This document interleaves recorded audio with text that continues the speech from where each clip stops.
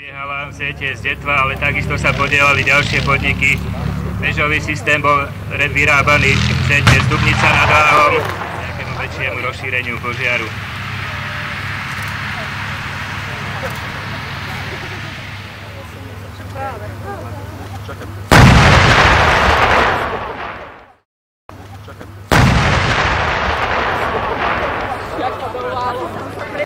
T-72 M2, čiže je to druhá verzia modernizovaného tanku.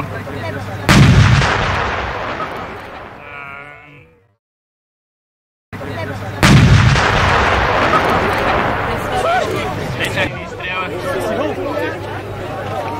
ale vidieť, že rýchlosť a spôsobilosť rôznych armád, okrem Sovietskeho zväzu, to bolo i Československo, Fínsko, Bulharsko, Nemecká demokratická republika, Maďarsko. Depresie minus 3 stupňa až do 70 stupňov.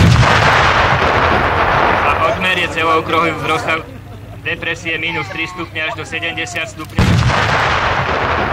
A odmer je celookruhový v rozsahu 360 stupňov.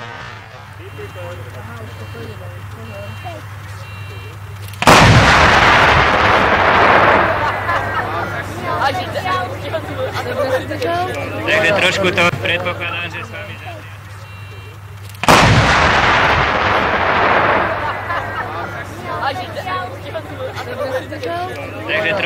predpokladám, že s vami zatriaslo.